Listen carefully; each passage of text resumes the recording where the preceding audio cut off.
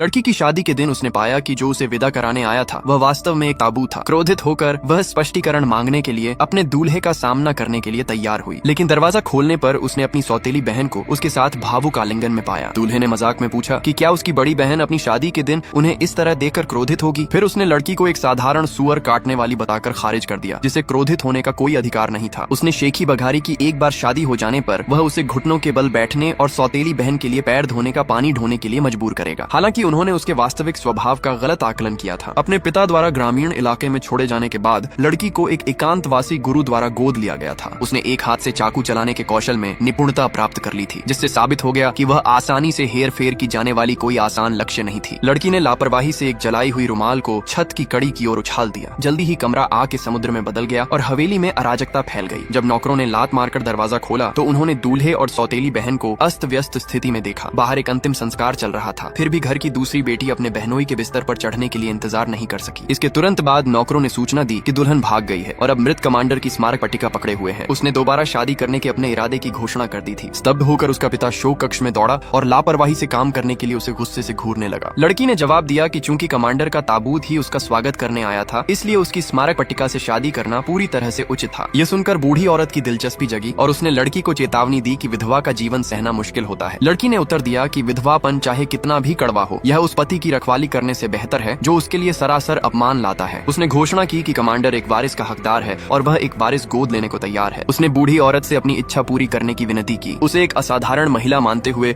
बूढ़ी औरत ने उसे अपनी पोती बहू के रूप में स्वीकार कर लिया। तभी एक गार्ड ने सूचना दी कि कमांडर मरा नहीं है बल्कि जीवित लौट आया है। खुश होकर बूढ़ी औरत ने लड़की को भाग्यशाली सितारा घोषित किया और वह उसे उसके कमरे में ले गई। डॉक्टर ने बताया कि कमांडर का मस्तिष्क रक्त के थके से दबा हुआ था और उसे बचाने से परे माना गया था। चिंतित होकर बूढ़ी औरत को उम्मीद थी कि लड़की का सौभाग्य विवाह को पूर्ण करने के माध्यम से उसे जगा सकता है। वह घुटनों के बल बैठ गई और लड़की से उसके लिए एक वारिस छोड़ने की विनती की। सौदे को अनुकूल पाकर लड़की सहमत हो गई। उस रात उसने अपने काम की तैयारी के लिए कुछ शराब पी, लेकिन समझ न पाने के कारण वह बस कमांडर के बगल में लेट गई। उसने अपनी सबसे पुरानी यादों से लेकर जबरन शादी के आदान प्रदान तक अपनी जीवन की कहानी सुनाई। हालांकि वह हिल नहीं सकता था, लेकिन वह उसे सुन सकता था और पूरी रात उसकी बक सुनता रहा। अगले दिन लड़की अपनी भाभी से अपना दहेज मांगने गई, लेकिन उसने बक्से खाली पाए। घर पहुंचने पर लोगों के एक समूह ने लड़की को रोक लिया और मांग की कि वह घुटने टेके। सौतेली माँ ने उस पर शोक कक्ष में अपनी शादी बदलकर शिष्टाचार का उल्लंघन करने का आरोप लगाया। लड़की ने पलटवार करते हुए उन पर अपनी माँ का दहेज चुराने का आरोप लगाया। उसने अपना कसाई का चाकू निकाला और अपना दहेज वापस मांगा। घबराकर सौतेली माँ ने जल्दी से कबूल कर लिया कि दहेज गोदाम में छिपा है। गोदाम में लड़की ने पाया कि दरवाजा एक उत्कृष्ट इंटरलॉकिंग ताले से सुरक्षित था। बिना घबराए लड़की ने अपना चाकू उठाया और दरवाजे पर वार किया और उसे लात मारकर पूरा खोल दिया। इसी बीच कमांडर वास्तव में जाग गया और उसने अपनी बहुत ही वीर पत्नी की बहादुरी की काफी अधिक प्रशंसा की।